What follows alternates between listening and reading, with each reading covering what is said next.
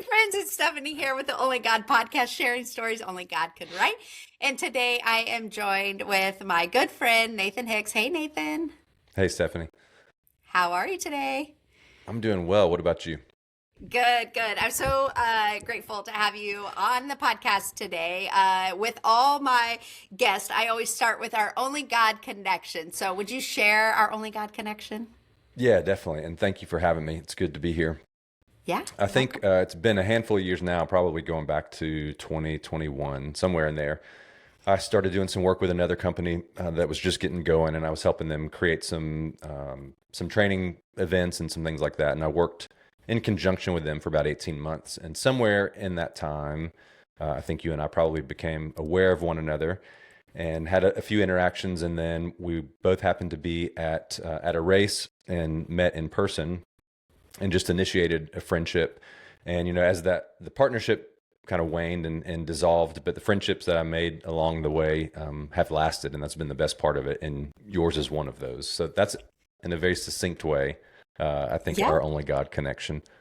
Yeah, no, I love it. And for the audiences, Nathan's in Georgia. So I always love to like when God like connects me with people who are not in my state of Indiana. Hmm. And like you said, is we've been friends for now probably over 5 years. And it just seems like God continues to connect us and we stay in touch. So thank you for sharing that. So I would love for you to share your only God story. I love your story. I love how God has worked in your life. And I'll let you go. Take it away. Okay. Well, if it's all right with you, I'll start pretty far back in the story, Yeah, go just for because there's some it. pieces of it. So, I grew up in the Panhandle of Florida, where there are not many mountains at all. But as a kid, my dad would take us, and we would camp and we'd go backpacking. And as we got older, we would do one or two trips a year, somewhere further north in the southeast, either North Georgia or Western North Carolina. And something about the mountains and something about being in creation, something just about all of it connected with me. And I loved it in a way that, I don't know, even now it's a little hard to describe. And so it just became something I enjoyed. And then fast forward a number of years in college, I was studying initially to be an accountant. Um, and Gosh, wait, I gotta I know, pause. right?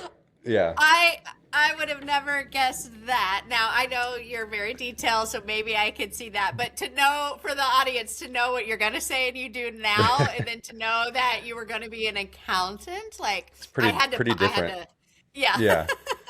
Yeah, I think the brain, the detail-oriented stuff is probably the only similarity. And my dad was an accountant for much of his life, and so it was just I saw it. I looked up to him. He was successful. It was just the world that I was around growing up, and Right. so not in a bad way, but for lack of something different, that was just kind of what I started gravitating toward.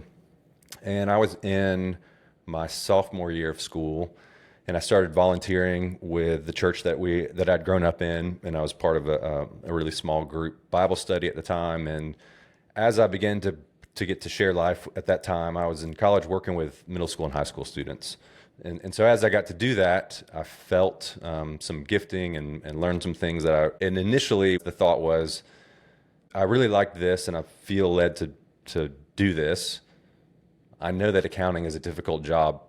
It doesn't offer you work a lot of hours, and I wonder if there's something else I could do that would allow me the flexibility of schedule where I could do this. And I thought of a friend that was old. He's about 10 years older, and he was a good friend and mentor to me and other friends that were in college. And his schedule was flexible, and he could call and say, hey, let's go water skiing this afternoon. And so I started thinking, like, what would allow me. That was just like enough of a seed to get me to start thinking outside of accounting. And it wasn't long, less than a year later, I really just felt the Lord's nudge to say, accounting isn't what I have for you, and something more vocational is what I'm calling you to or leading you to. And at the time, again, context matters so much. The only context I really had for that was working in a church. I'd grown up in a really a pretty big church, and it was pretty healthy in most respects. And so I'd had a really good positive experience. And so I said, okay, I'll go down that road, and I'll go to seminary, and whatever, I'll work in church. My granddad had been a preacher, so that was a very familiar thing to me, even though it was a big shift from accounting. And kind of at the same time, me and two buddies would take kids from the youth group. We'd take them camping and just do things outdoors. And this idea was first planted with the three of them for me. Like, wow, would it be really cool to combine sharing Christ with people with what we like to do outdoors? And it was nothing more than an idea. We did a few trips, just the three of us leading kids, and that was it.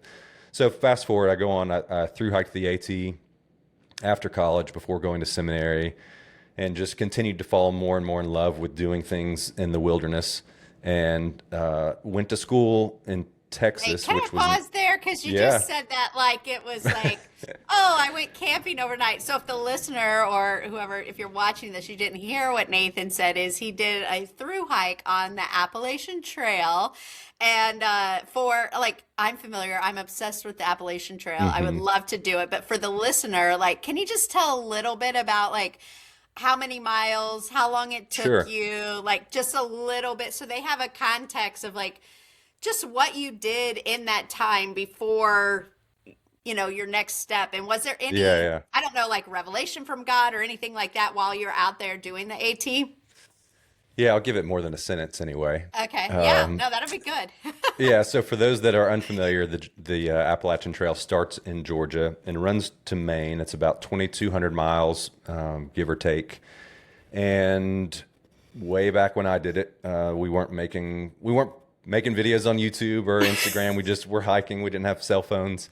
And it took me about 5 months to do it. I started in the beginning of March and finished at the end of July. And I don't know, I didn't expect any big revelation or any big, spiritual moment. I think oddly enough, the things, and I remember coming back from the trip, and some of my dad's friends and people, adults that had taken me hiking as a kid wanted to get together. And one of them asked me, what did you learn? And I just remember thinking, I don't know what I learned. It was awesome. And, it's taken a long time for some of the lessons to come out.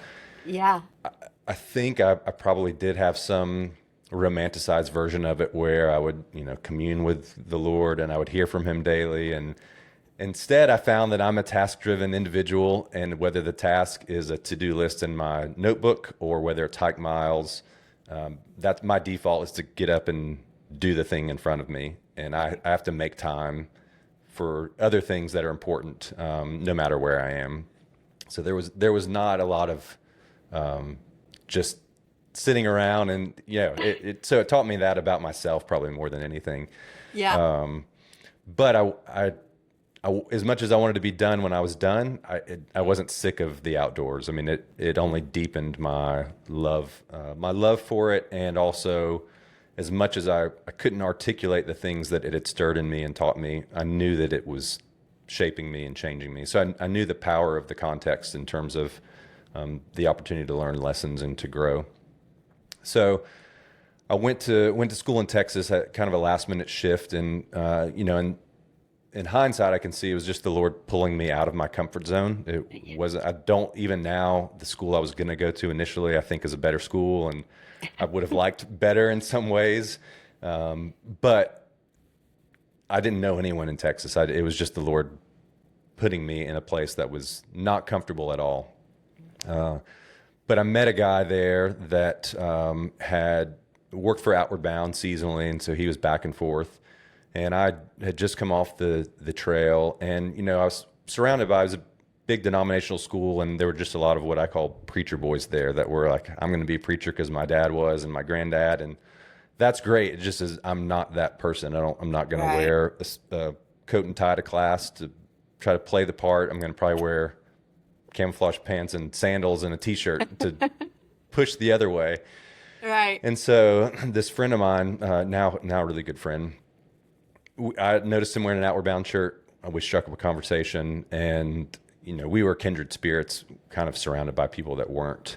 And along that semester that he was there, that we overlapped, he told me about this place in California, and it was a wilderness program, a Christ-centered wilderness program that ran trips anywhere from 4 to 21 days long.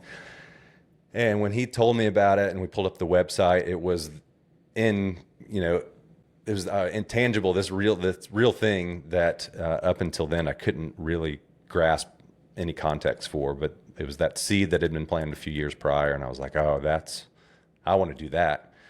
Yeah. And so I made arrangements you had to get some certifications and stuff even to apply. So I spent the next year doing that and then applied the following year and got hired and went out there and worked.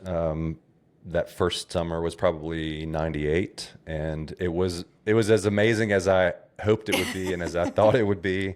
The romanticized like an AT is here. Yeah. Yes, it was like, this is just, pinch me. I can't believe this is real, and I can't believe I'm doing it. And we were in the Sierra Nevada mountains outside of Yosemite. So just amazing terrain, amazing weather, surrounded by really cool people. And my job was to take people backpacking and climbing for anywhere from 4 to 21 days and use that experience as a means of helping them grow personally and grow in relationship to the Lord. And I loved it. I didn't want to go back to school. I mean, I was going to go back, but I didn't want summer to end. Yeah. And I knew you made a 2-summer commitment, so I knew I was going back there the following summer. And through that next year of school, kind of simultaneous to all of this, the mentor to me that had been with me in Pensacola kind of during this big shift in trajectory had since moved to the area of Texas where I was and was planning a church, and asked if I would come volunteer and help get it going. And there was a very easy kind of runway that would be, if I did that while I was in school, then I could probably get a job there once I graduated. So this path began to emerge of kind of a traditional ministry path if I wanted it. But I just felt this unrest in my being, like, I don't know, there's this other thing.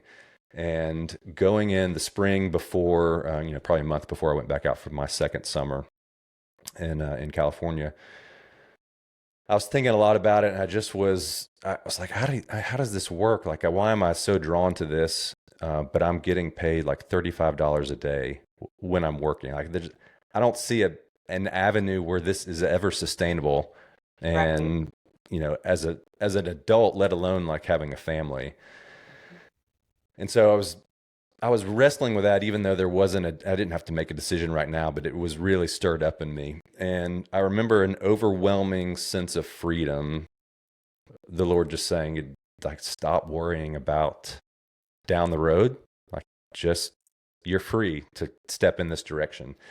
And I remember sharing it with my now wife, then girlfriend, and we were visiting my parents in Florida. And I remember it like it was yesterday. We pulled the car into the garage, and I don't remember why this topic came up, but I just said, hey, here's kind of what I'm thinking, and explained it all out. I just feel free to pursue this. And she just looked at me like, well, yeah, of course, kind of no duh.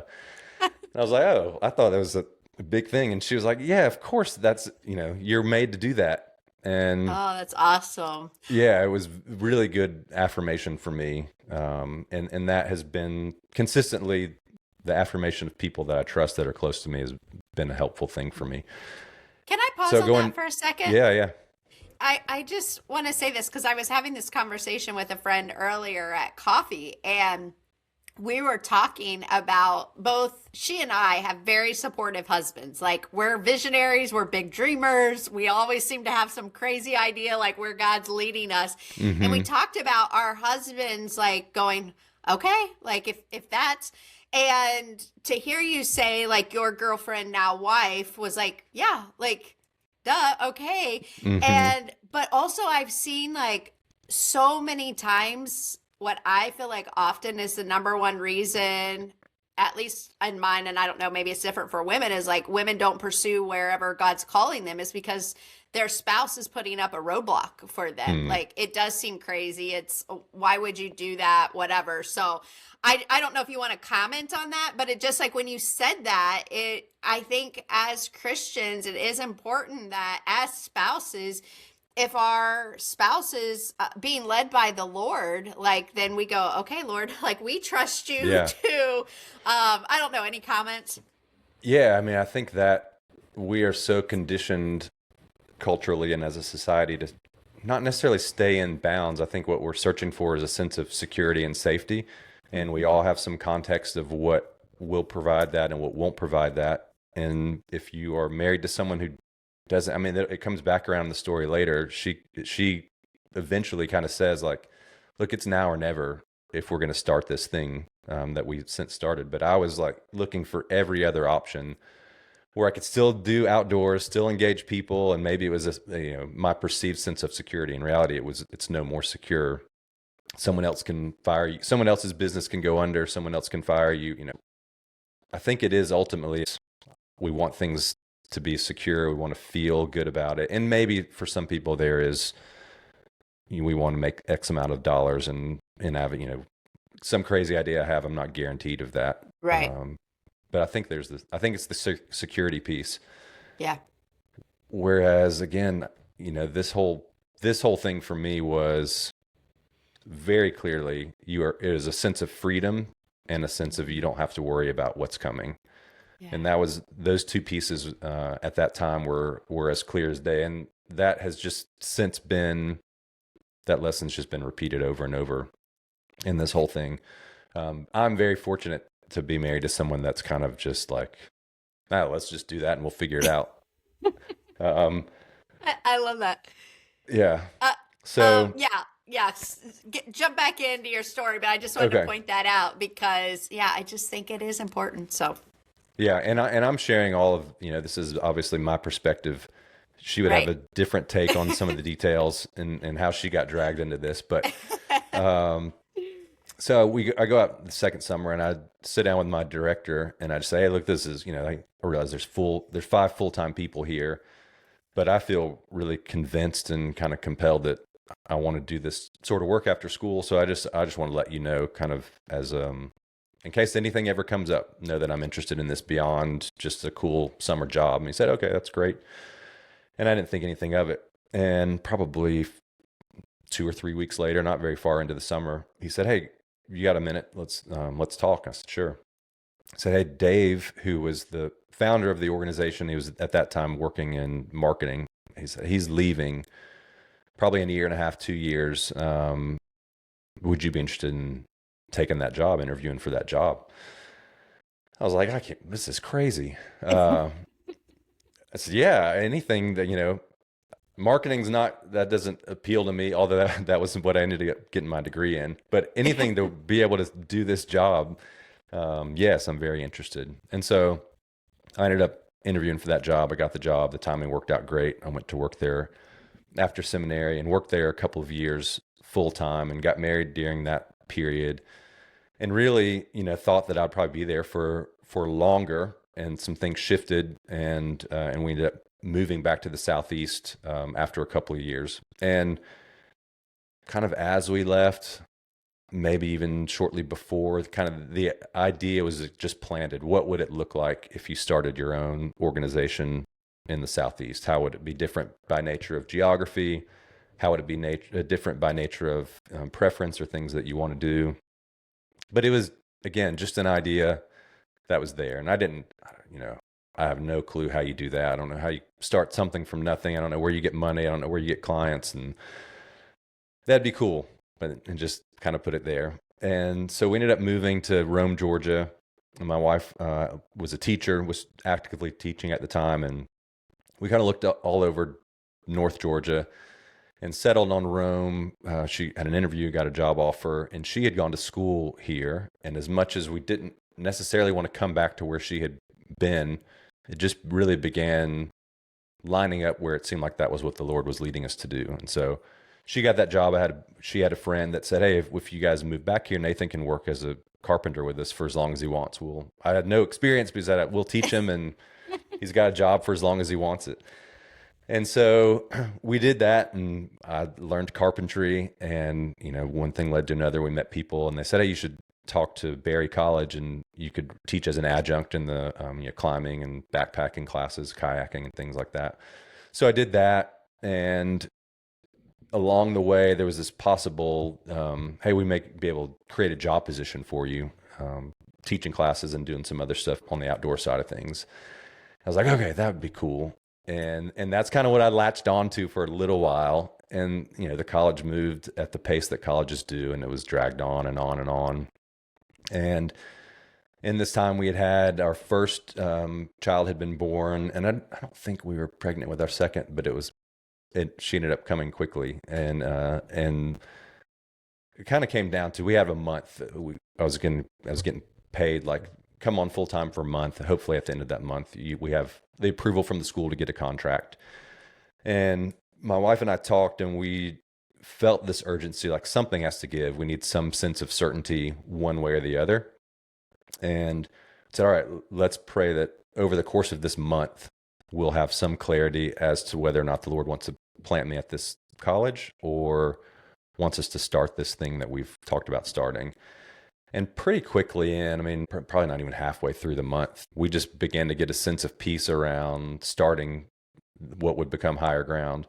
And that just grew over time. And, the college dragged its feet, which only affirmed our decision. You're right. And then the last day of this temporary job, my boss came in. He said, "Hey, good news, the school approved the position." And I was like, "You've got to be kidding me." And I'm not great at hiding my emotion. And Right. he told me the news, and then he looked at me and said, "Are you glad?"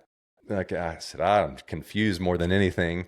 Yeah. And so I went home and we talked about it, and she was all in favor of doing this, starting something. She was like, "I realize, that it's fun teaching at the school and it seems secure, but I really think that we should do this other."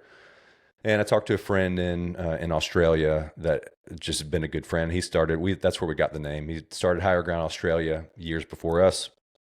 And he said, "Look, you can take this job and work it for 6 months. When the contract renews, just let them know from the gate that you're out of the gate, you're not going to renew the contract, but you can help them get the position going. And then you've got 6 months, you can start working out the details of starting your own company." And so that's what we did. I was transparent with the school and said, at this point, we feel really compelled to do this other thing. And so we're going to do that. I know you've worked hard to get this position approved, so I'll work it for 6 months and I'll help you find my replacement so that when the contract renews, the position is secure as far as funding.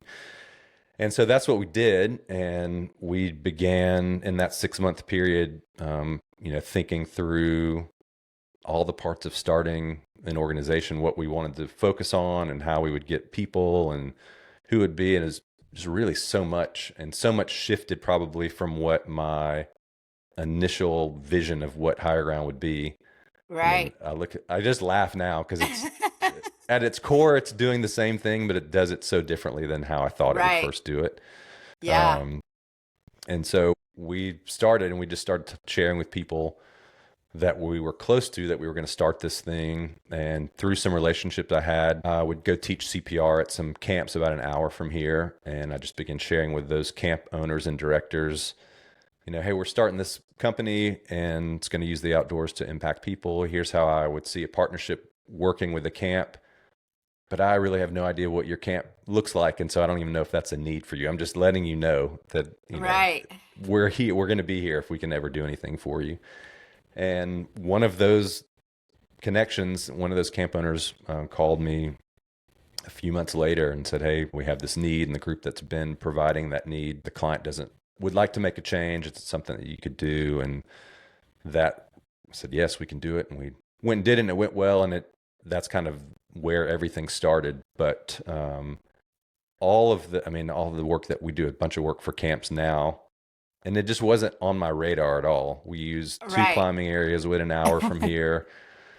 And so it makes it look like Rome was this strategic move to do all that we do. And I didn't know the camps were there. I didn't know the climbing areas were there. God just put us where he wanted us for what was going to come. And I've seen that play out over and over and over. That's such an important part, because I do think so many times is we try to be strategic. Like, we're trying to think about, like, what's the next move to make, or the next 3 moves, or have everything. I'm a planner. Are you a planner? I am. Yeah, I thought I am, so. but I've come to realize with my strategy stinks.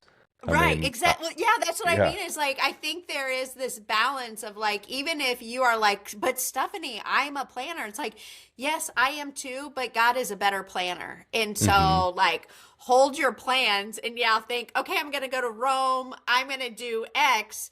but then be open to be like, God might take you somewhere else. And so that's Hmm. so incredible that it's like he moved you there. You had one vision, and God's like, no, I got something else in mind for you. Yeah, But yeah. then you were also like, can you share of like how you were open and how you gave up like your own vision? Was that hard, or were you just like, this is where the work is, this is where the Lord's leading, we're gonna do this?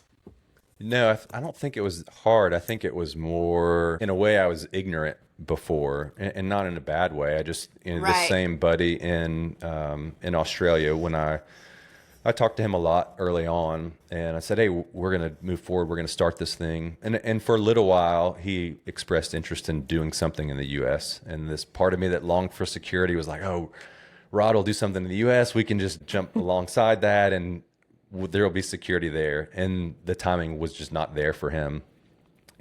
But I said, "Hey, we're going to do this. I think, backpacking trips where we can take people out for a week or more at a time, and really have extended time in the wilderness." And I know the impact the potential that has. And he said, "Look, all that's great, but I hear you saying that you are starting this to impact people. And what you need to consider, or what I would urge you to consider, is what happens on a single day in the wilderness or climbing, that's close to what happens in a week. Or put another way, what happens in a week that at some level happens in a day, that would allow you to engage people that aren't going to come for a week, but they'll come for a day."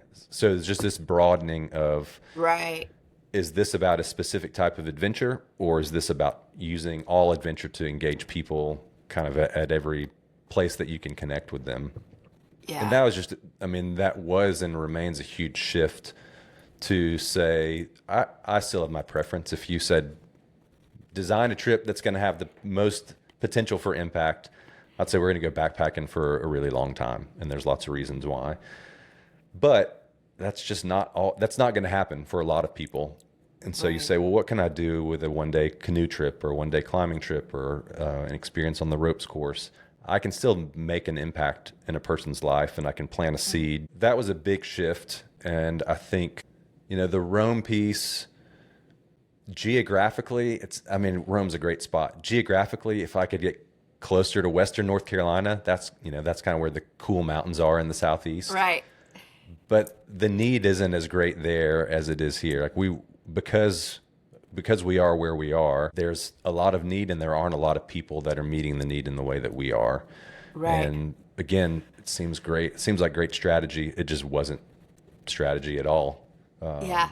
And so I really come to a good place with, we get to engage people in some really cool environments, and we get to have whatever length of time, whether it's a day or whether it's a week, and to use an adventure very intentionally to try to speak into who they are and give them an experience that's dynamic and that teaches them about themselves and about the Lord and about the people around them. So it was, I think, more of an eye-opening than it was like dragging me this way. It was more like, oh, Right. this is if you expand your vision a little bit, expand what you're willing to do, you can have an impact both more broadly and more deeply in people's lives. Right. Right. And when you look at like who you work with, so how long have you guys been running Higher Ground?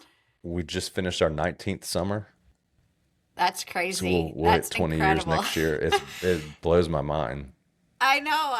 I just love how God has worked, and like, yeah, just that, you said earlier is like, what would it look like? And it started with like this one question. And can you speak into that a little bit? Because I think people do get ideas a lot. They may feel like, oh, this is a cool idea, or I feel like God gave me an idea or put a desire on my heart. And how do you go for, and I think a lot of people start there because it seems so Hmm. crazy. Like, this is crazy. I couldn't do this. Let me just go take the job at the college. Going back to what you said earlier of like, Right. that's secure. Now I have a family. Hmm. But can you talk about like, were you like you get the idea and are you praying through this? Obviously, you're talking to people that you trust. It seems like, did you just take like, okay, I'm just going to take the next step, and God kept opening the doors? Like, what did that look like from the idea to 19 years later? Yeah, it was very much. Someone told me once, he said, in my own life, speaking of his, if something keeps coming up, and the word he used was it's a burden, and not in a bad way. It's just something that won't leave him alone. He said, I tend to pay attention to those things. And this was very much that for me. I think my wife was probably an easier sell. But for me, I would try to find some peace in something else or some sense of purpose in it. And this thing just it was like gnawing at me in the best way possible. It just wouldn't leave me alone. Right. And that made me pay attention to it. And then from there, it was, praying for sure and talking to people.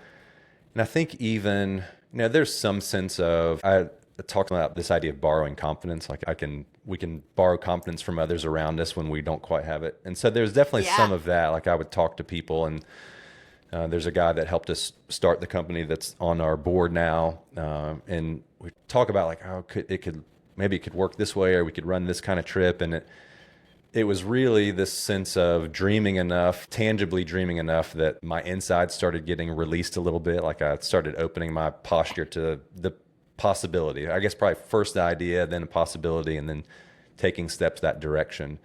And I mean, I've said a lot of times, whereas I am no good at strategy, I'm pretty good at seeing an open door and taking a step through it. And once I realize the process, I usually understand. I can recognize the door. There's some apprehension or fear about what's going to happen if I step through it. There's still some uncertainty on the other side, but I've seen that play out so many times that I'm pretty good at recognizing now, oh, yes, I don't know how it's going to work out, but we're supposed to take a step through this door.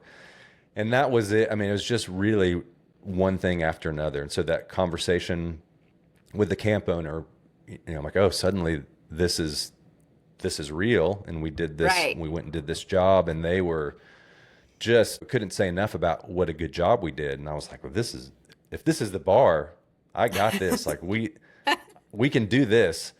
And, fast forward 6 months, and we sat down with that camp and kind of talked about doing some summer stuff, and we had the potential of work. And so then I was like, okay, well, we have no gear and we have no money, and what are we going to do? And so I sat down with friends, parents that I'd grown up with, and said, hey, we're trying to start this thing, and we need this amount of dollars in 2 months, and then a month later we need this much more to buy gear. And it's pretty simple. If we don't have the money, we won't buy the gear, and that's the end of this. It won't, Right. won't go.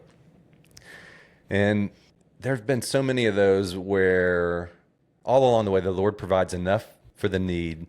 He has never provided so much that I don't have to remain faithful and remember who is providing what.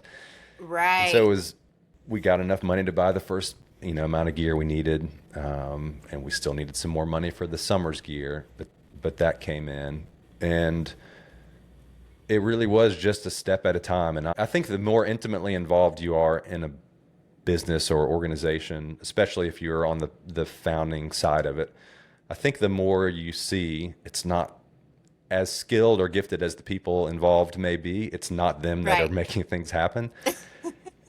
And that's higher ground over and over. I mean, I think of a year that probably halfway through the year somewhere, my dad came and said, hey, I did a cash flow projection. We need to talk. So, okay. He said that we're this much short by the end of the year if something doesn't change. Oh, wow.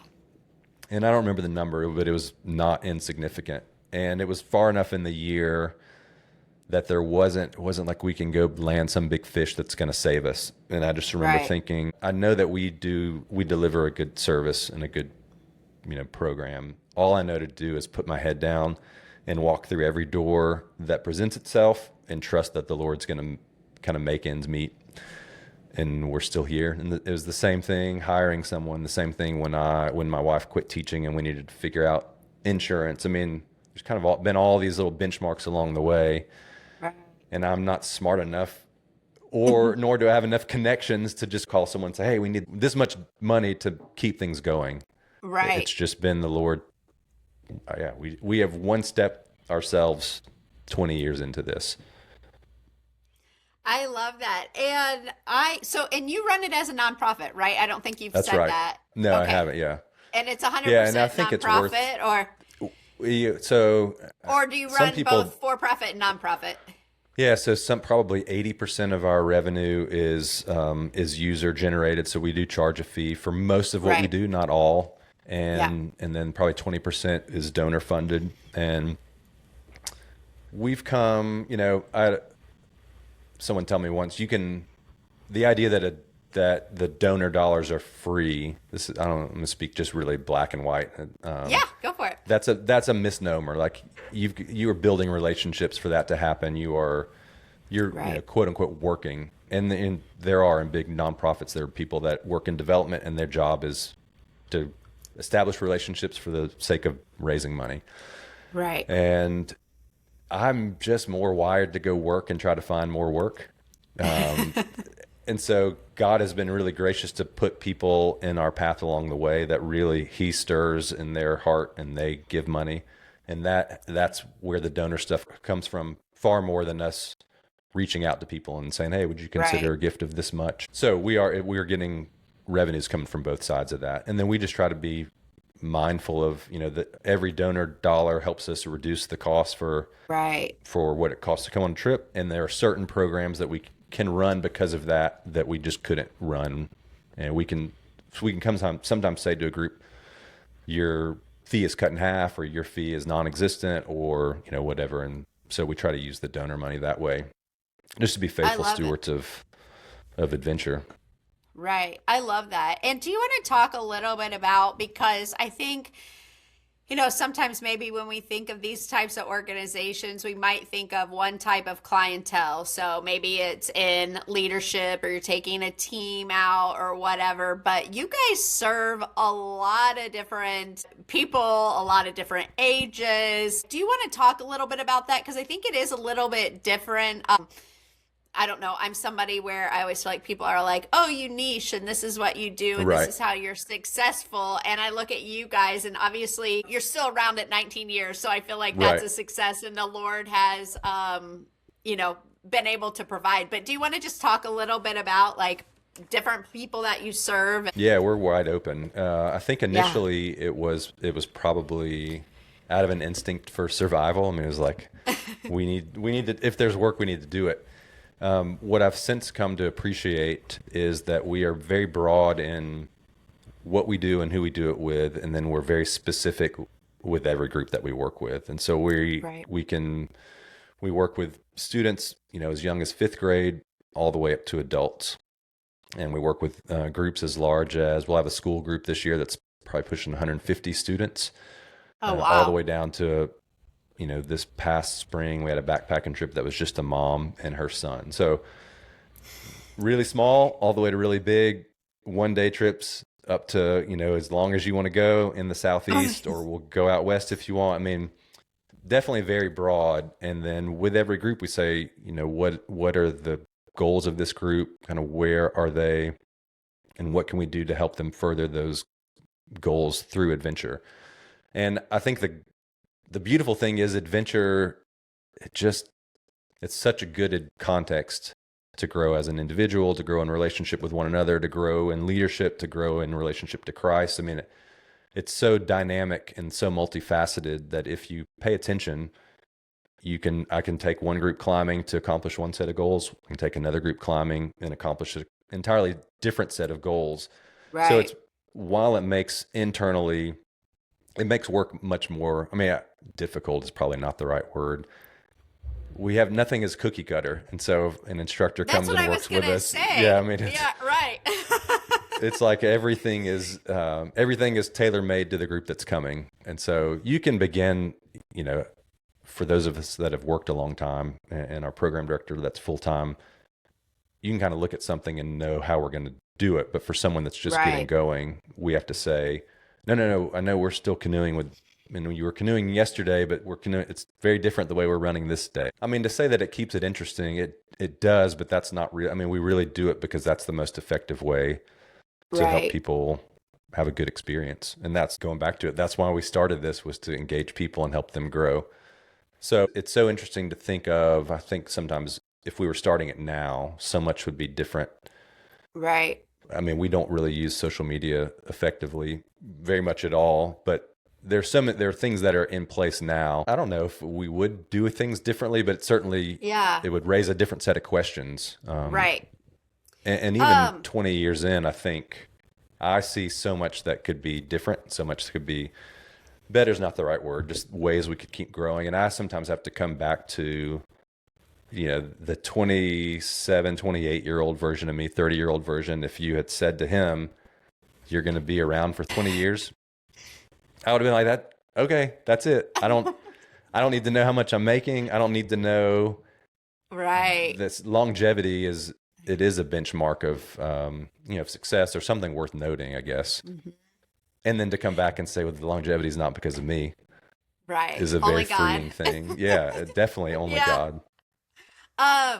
I want you to talk a little bit about too. You've mentioned it a couple of times, but like it is Christ-centered also. And so, how do you navigate and incorporate that? Because you are working with such different clientele, from corporations to schools. What does that look like? And how important is it that what you guys do, and when you take people out? And I love that you start with like, hey, what is your goal? But also, one of your goals and your mission is to preach the gospel. So can you talk a little bit about that? Yeah, definitely. That was a question that we wrestled with a lot in the beginning, was how are we going to incorporate this into what we do? And we just went back and forth a little bit on how it would impact who we worked with. And so, in the tradition that I grew up in, even now and kind of across the board, it's very easy to just say, we're a Christian camp, we're a Christian adventure organization, we're, whatever, we're Christian musicians, just kind of create these boxes.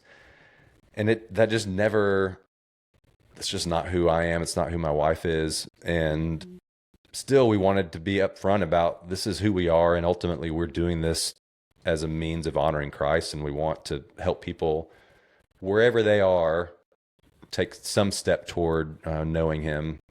And so kind of what we settled on was, we know we don't want to do that. We feel called to work with anyone that the Lord would bring our way, and we want to be upfront. So let's just put on our website, this is who we are. We're operating from a Christian worldview, and that our goal is to honor Christ by providing adventure experiences that are transformative. And so we just try to couch it in those terms, and then functionally, in a sense, free us up from some idea that everything we did had to have some overt, okay, now here's the Christian part of what we're doing.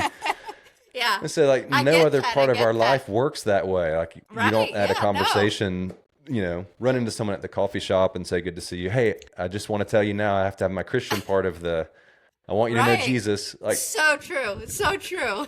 So we just said, let's be upfront about who we are. And then if honoring Christ means that we go for a school group and we are just consummate professionals, and we operate at a level that they would say, not we want Higher Ground because they're the best Christian program, but we want to work with Higher Ground because they're the best, bar none. Then that's bring honor Christ's name by being, about him and all that we do. So that's the way that we approach it. And so we have some groups that it's very interwoven in everything that we do and very overt. And then we have some groups that they kind of know that's where we're coming from, but they don't care. We do a good job, and the fact that we are relationally driven shines through, and that's why they hire us. And even that makes the job it just seems like an extension of who we are as people, and not some hat that we have to put on when we go to work. Right. Yeah. And you're so right in that. And I mean, I've even seen that I've had people say, like, well, you have your children's book series and there's nothing about God in there. And it's like, yeah, because I want them to go into schools. And if you look at it, like the lessons of giving and gratitude and kindness and how we treat, like, it's like the lessons of the Bible are in there, but I never felt like God said, oh, you have to put me all over this book. It's like, no, I can handle outcomes and like whatever happens. You just do what I'm calling you to do. So I love that you mentioned that, because I do think that sometimes as Christians, people who are looking to start a nonprofit, a business, whatever, fill in the blank is, they do struggle and wrestle with it. And so I love how you guys do it. You put it beautifully. I want to pivot a little bit is Okay. you've mentioned, and then if you have something else you want to come back, but this just popped up. So you've mentioned your dad a couple of times. And Hmm. so do you want to talk a little bit about your dad and his journey? And I know I just got to know his story through your podcast, if you want to share a little bit about that. But I don't know if you're okay, like pivoting and talking about that. Yeah, yeah, definitely. We'll see if I sometimes can't get through this very smoothly, but That's okay. yeah, I'm already kind of tearing up. yeah, So yeah. So I'm fortunate to have had a dad. Both my parents are both fantastic, and while some people's story is written very differently because of growing up in an adverse environment, mine is not. I grew up with two parents that stayed married, loved me, and my dad was just my hero. But I don't know, kind of that doesn't describe it. He just was a constant in my life, and definitely is the one that kind of exposed us to adventure and to all these things that I do now. And so I used to joke with him that it's his fault that this is what I do, um, and so he was always an anchor for me on the business side of things because his world was accounting and later wealth management, and that was just the language that he spoke. And so I could just kind of offload all of that to him with regard to higher ground. And I just didn't have to worry about it. If there was something that needed to be filed, he filed it. If there was a conversation we needed to have, like the one I referred to earlier, he would drive it. And it was such a huge thing. And probably, I don't know the years, but in the last handful of years, he passed away in December of 2024. So probably 3 years before that, he started having symptoms of something he couldn't quite figure out what it was. They thought maybe Parkinson's. It ended up being ALS. And, that road, I want to say from the time that he first really had symptoms to when he passed away was probably 3 years, but I've not gone back to figure that out. But that's kind yeah, of what my recollection is. yeah, And his, I think the thing that there's a couple of things that come back that come up to me a lot about that. One, just from a relational standpoint, was that when he got sick, there was a lot of kind of anticipatory grief and just coming to terms with the illness and what that meant for him and my mom and for the rest of us. But there was not this rush to, oh, we've got to make a lot of things right that weren't, right, that weren't right. He lived a right, life in a way that he was good relationally all the way around him. And I yeah, didn't need to hear from him, I love you, because I'd heard it always growing up. Love you and I'm proud of you. And when things were hard, I know you can do it. And so he had placed in me this narrative that still I lean on today. As much as I sometimes miss him and want to talk to him and hear him say those things, I can stop usually and say, I know what he would say. yeah, So there was that piece of it. And then I think for him, he said once he kind of settled into it, I remember vividly some friends had come over to their house, old friends, and they had reminisced and watched backpacking slides, like slideshows. That's how long ago they started backpacking. yeah. I love it. And the group gathered around and prayed for him afterward. And I was talking to him about how it was the next day. And he said it was really good to see those people and it was cool that they prayed. He said, but I tell you, buddy, I have a sense that this is how it's going to go. I'm not going to be healed from this. And he said, I don't want my suffering to go to waste. And so I'd say every day from that decision point forward was him wrestling with how do I not waste my suffering? And he would tell you some days that came easier. And then some days he was kind of, spitting mad about his reality and really frustrated as the disease continued to rob him of things. Right. But he remained steadfast in that effort to the end. And the disease became more and more invasive, and he began to lose the ability to speak, his desire to share Christ just became more and more. Like if there was an effort, he would there'd be a caregiver over. My brother lives in Pensacola. My brother and sister do, and I remember him telling my brother told me he was over there, and my dad somehow communicated him like, you need to tell her about Jesus. Like, I can't do it anymore, but I'm worried about her. You need to tell her about Jesus. Yeah. And I think we sometimes have a romanticized vision or view of what it looks like to live out something like that. I think the benefit for me of seeing it up close and personal was the realization that all the days don't look good. You know, all of our wrestling with the Lord, there are going to be some days that by his grace, we handle it the way we want to handle it. And then there are going to be some days that at the end of the day, we're like, I kind of blew it today. My flesh showed and my weakness showed. And it's still all enduring. I mean, we're never done in that process of being shaped and molded into the image and likeness of Christ, right up into the end. So, yeah, I mean, I'm so thankful that he was my dad. I'm so thankful for all the things that he exposed me to. And at every turn, he and my mom both, you know, the idea of not being an accountant and going to seminary, they were like, yep, you should do that. We can affirm that in these things. The idea of starting higher ground, yep, you should do that, and we're going to support you at every turn.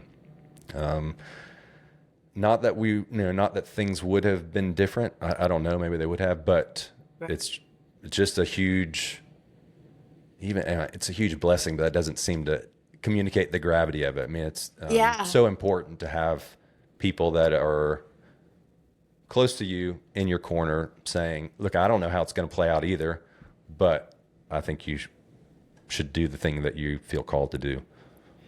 I think you and we were raised very similarly, had very similar upbringings and parents. And I mean, I don't know about, we didn't have a lot of money growing up, but what I can tell you is, you know, I've had a lot of friends, and even over the years, you know, who did have a lot of wealth, but parents worked a lot. And this is for parents and dads who are listening to this, is some of the biggest impact was, those words of encouragement.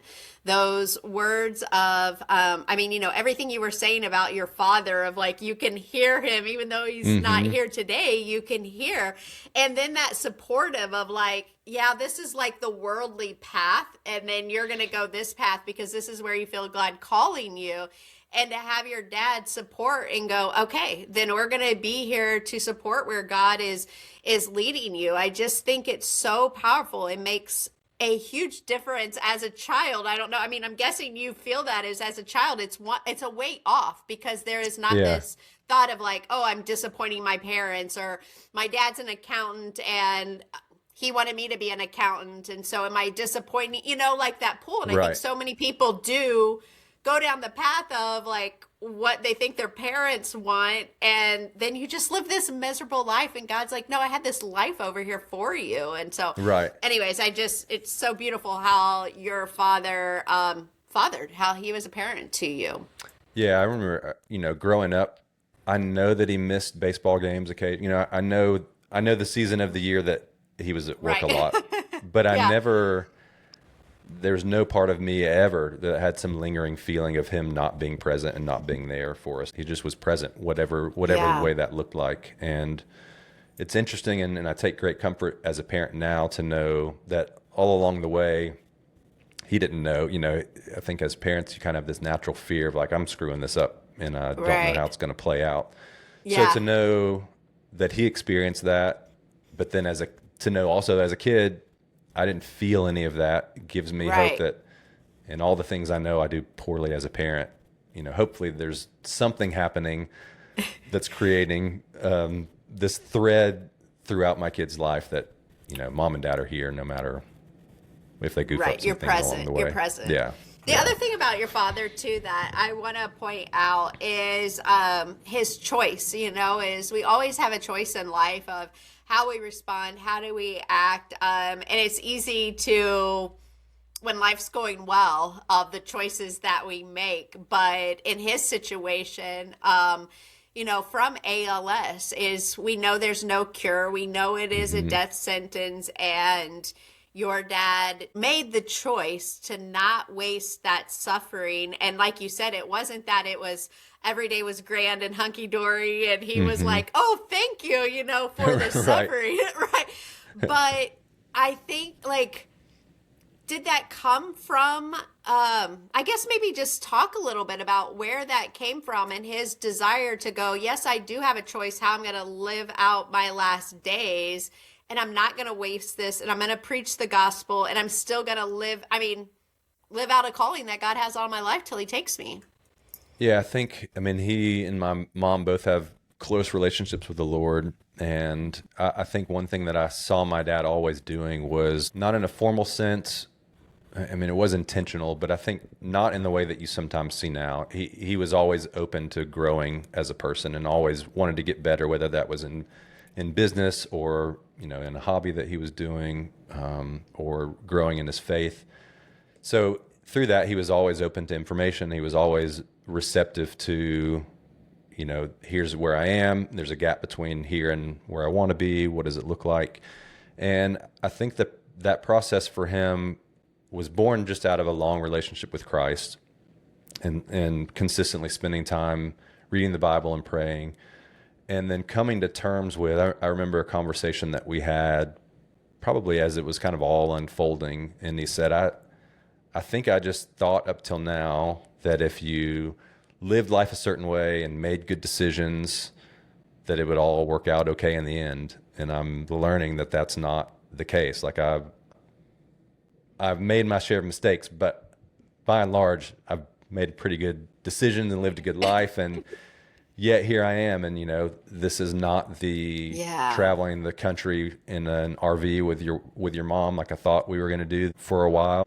So I think for he and my mom, there was a lot of grieving and letting go and accepting, like, we kind of had one set of plans that we thought we were going to do in retirement, and it's all very different, and it's going to come to an end pretty quickly in the grand scheme of things.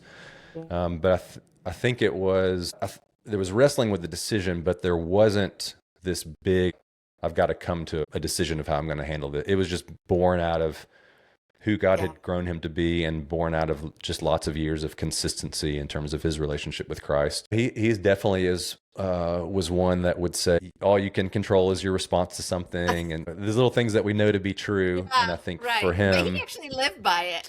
It yeah, seemed he like. recognized, like, this is, Yeah. I can either do the things, I can live the way that I've always said someone should live, or I Right. can fold. Hmm. But I think he recognized the futility in that too. Right. The outcome was going to be the same either way. Yeah. So why not accept that for reasons beyond our understanding, this was the cards that he had been dealt, and it wasn't by accident. The Lord was still in control of it.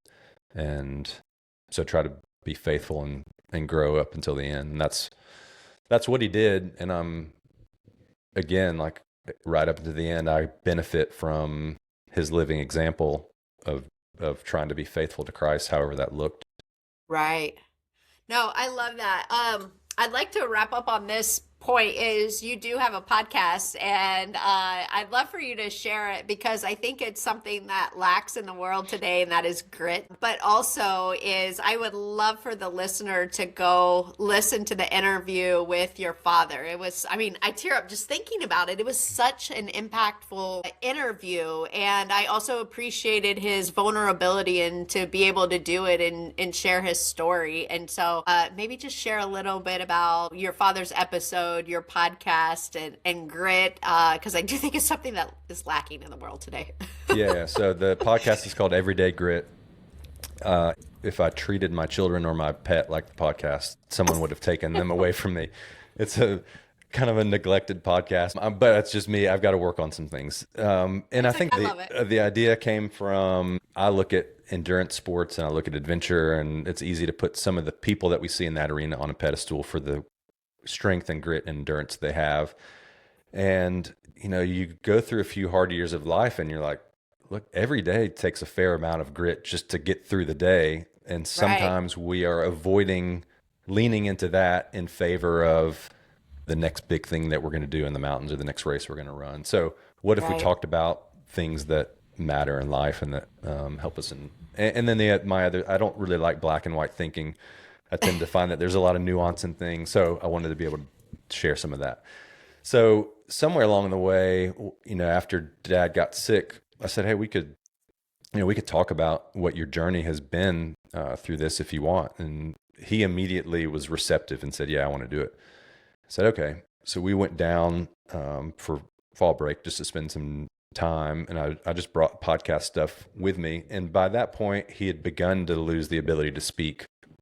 And for the first few days we were there, I was thinking, I don't think he can do this. His talking is labored enough that I'm not sure he can sit down and get through an episode. And it could be really frustrating to him. I don't want to. So I just was not bringing it up, not pushing it. And we were sitting around one night and he said, are we going to do that podcast? So yeah, we can do it tomorrow. And I said, here's an outline of what I think we'll talk about. And it was just kind of bullet points. And I said, you can, just so you know. And I got the idea once we were talking that he had things he was going to talk about regardless of any outline I gave him. He's like, I don't care about your bullet points, Nathan. Yeah, he's like, whatever. And so we sat down, and that hour that you hear recorded, I cut some parts out where he just got overwhelmed with emotion and we had to stop for a minute. But that's about the clearest that he spoke, at least up to that point in our visit. And I remember sitting there as we were recording thinking, we've been here for 3 days and he hasn't been able to talk this coherently without being labored since we've been here. And to be able to share with him, I don't have a huge reach, but to be able to share with him, Dad, I got this email about your episode, or I got this message, and this many people have heard it now.